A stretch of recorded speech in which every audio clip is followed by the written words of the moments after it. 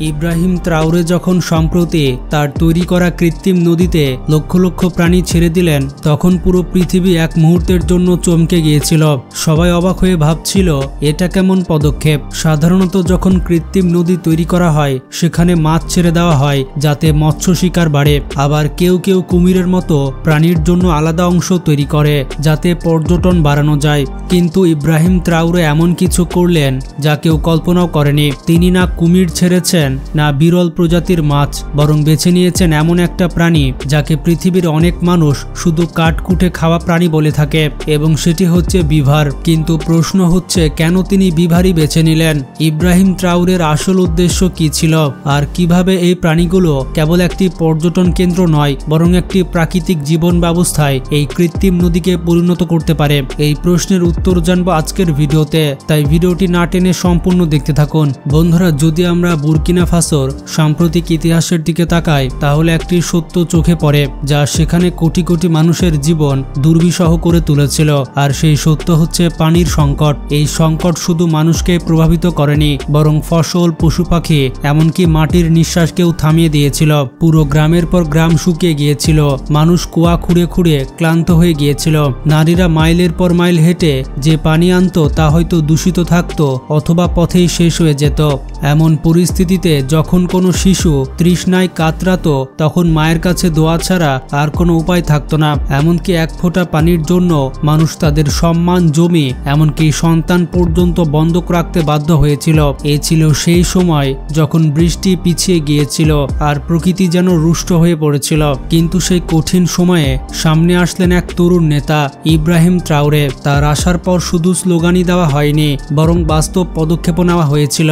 আর এর মধ্যে সবথেকে বড় উদ্যোগ ছিল এই কৃত্রিম নদী নির্মাণ। হ্যাঁ, যখন পুরো পৃথিবী শুধু বাঁধ আর পানির ট্যাঙ্ক তৈরিতে মনোযোগ দিচ্ছিল, তখন ইব্রাহিম ভাবলেন যদি প্রাকৃতিক বৃষ্টি না আসে তাহলে কেননা একটি নতুন পরিবেশ ব্যবস্থা নিজেরাই তৈরি করা যাক। এই ভাবনা থেকেই শুরু হলো এক বিশাল প্রকল্প। শত শত কিলোমিটার লম্বা খাল খোঁড়া হলো, জমি সমান করা হলো, আর বৃষ্টির পানি সংরক্ষণের জন্য তৈরি হলো এক বিশাল কৃত্রিম নদী। শুরুতে মানুষ অবাক হয়েছিল, কেউ হাসাহাসি করছিল, কেউ বলছিল এ তো টাকার অপচয়। কিন্তু যখন প্রকল্প প্রথম বছরে শেষ হলো তখন ফলাফল সবার মুখ বন্ধ করে দিল। যেখানে আগে ফসল শুকিয়ে যেত সেখানে এখন সবুজ শস্য দুলতে লাগলো। কৃষকদের চোখে নতুন আশার আলো জ্বলে উঠল, আর গবাদি পশুরাও পেল পরিষ্কার পানি। এই কৃত্রিম নদী শুধু পানির ভাণ্ডারই ছিল না, বরং এটি হয়ে উঠেছিল নতুন জীবনের প্রতীক। গ্রামের শিশুরা যারা কখনো নদী না দেখে বড় হচ্ছিল, এখন তারা পানিতে খেলা শুরু করলো। কৃষকরা যারা শুধু বৃষ্টির জন্য দোয়া করত, এখন নিজেরাই ফসলকে পানি দিয়ে সুখী হয়ে উঠল। অর্থনীতি উন্নত হতে লাগলো, মানুষ নতুন জমিতে কাজ শুরু করলো, আর আশেপাশের এলাকায় ছোট ছোট ব্যবসাও গড়ে উঠল। সরকার এই প্রকল্পকে জনগণের বিপ্লব বলে আখ্যা দিল, আর ইব্রাহিম ট্রাওরেকে দেখা হতে লাগলো এক মুসিয়া হিসেবে। কিন্তু প্রতিটি উন্নতির পথে যেমন কিছু চ্যালেঞ্জ আসে, তেমনি এই কৃত্রিম নদীর ক্ষেত্রেও কিছু সমস্যা দেখা দিল। শুরুতে যখন কোনো পানি প্রবাহিত হচ্ছিল সবকিছু প্রাকৃতিক লাগছিল। পানি ছিল টলমলে, মাটি সেটি শুষে নিত, আর নদীর তীরে পাখিরা এসে গান গাইত। কিন্তু সময়ের সাথে সাথে পানির প্রবাহ ধীর হয়ে গেল। নদীর তলদেশে জমতে শুরু করলো মাটি, এর পাশাপাশি জমা পড়লো পাতা আর ময়লা। কিছু এলাকায় পানি থেমে যেতে লাগলো, ফলে মশার বংশবৃদ্ধি বেড়ে গেল এবং পানযোগ্য পানি কমে এলো। যেখানে আগে ফসল সজীব থাকতো সেখানে এখন পানির স্থবিরতা সমস্যা তৈরি হতে লাগলো। মানুষ অভিযোগ করতে লাগলো যে পানি আর আগের মতো নেই, এমনকি কেউ কেউ এটি ব্যবহার করা বন্ধ করে দিল। অবস্থা এতটাই খারাপ হলো যে নদীর কিছু প্রান্তে নীলচে সবুজ স্তর জমতে শুরু করলো, যা স্পষ্ট ইঙ্গিত দিচ্ছিল পানি দূষণ বাড়ছে। এটি ছিল একটি ভয়াবহ সংকেত। যদি দ্রুত কিছু না করা হয় তবে এই প্রকল্প, যা একসময় বুর্কিনা ফাসোর আশা ছিল, সেটি হয়ে উঠতে পারে একটি বড় বিপদ। কিন্তু বন্ধুরা, এখান থেকে এলো আরেকটি ঐতিহাসিক মুহূর্ত, যখন ইব্রাহিম ট্রাওরে নিলেন আরেকটি বিপ্লবী সিদ্ধান্ত।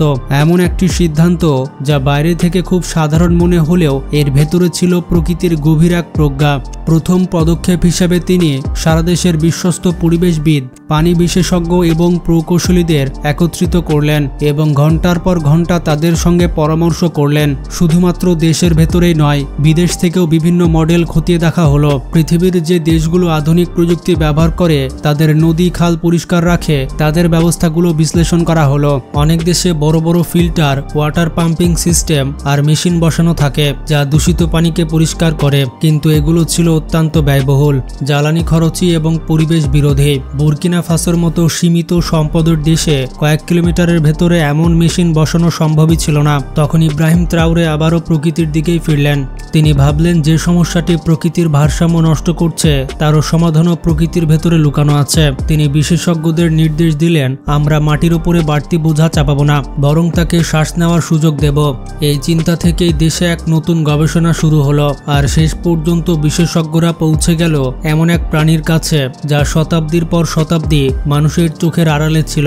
সেটি হচ্ছে বিভার। বন্ধুরা, বিভার একটি মাঝারি আকারের বিরল প্রাণী যা সাধারণত উত্তর আমেরিকা, ইউরোপ এবং কিছু নির্দিষ্ট এলাকায় পাওয়া যায়। এটিকে বলা হয় প্রকৃতির ইঞ্জিনিয়ার, কারণ এই প্রাণী নদীর ধারে গাছ কেটে সেগুলো গুছিয়ে প্রাকৃতিক বাঁধ তৈরি করে। আর এই বাঁধগুলো শুধু নদীর প্রবাহ নিয়ন্ত্রণ করে না, বরং পানি পরিশোধন, দূষণ কমানো, মাটির উর্বরতা বাড়ানো এবং একটি পূর্ণাঙ্গ জল ব্যবস্থা গড়ে তুলতে সাহায্য করে। বিভারের আসল জাদুই হচ্ছে যেখানে এটি থাকে সেখানে জীবন আবার ফিরে আসে। ইব্রাহিম সিদ্ধান্ত নিলেন যে কৃত্রিম নদী পরিষ্কারের জন্য কোনো দামি মেশিন বা বৈদ্যুতিক চালিত প্লান্ট বসানো হবে না, বরং ছেড়ে দেওয়া হবে বিভার। এই সিদ্ধান্ত ছিল পৃথিবীর কাছে অবিশ্বাস্য আর স্থানীয়দের কাছে মজার বিষয়, কারণ তারা জানতই না যে এই ছোট্ট নিরীহ দেখতে প্রাণী আসলে পৃথিবীর সবথেকে বুদ্ধিমান এবং পরিশ্রমী প্রকৌশলীদের একজন। কিছু সপ্তাহের মধ্যে যখন বিভারগুলোকে কৃত্রিম নদীর তীরে ছেড়ে দেওয়া হলো, তারা বিনা বিরতিতে, বিনা প্রশিক্ষণে, বিনা নির্দেশে নিজেদের প্রাকৃতিক কাজ শুরু করে দিল। তারা নদীর তীরে জন্মানো নরম গাছ চিবোতে শুরু করলো, টুকরো ডালপালা সংগ্রহ করলো, মাটি আর ঘাস মিশিয়ে বাঁধ তৈরি করতে লাগলো।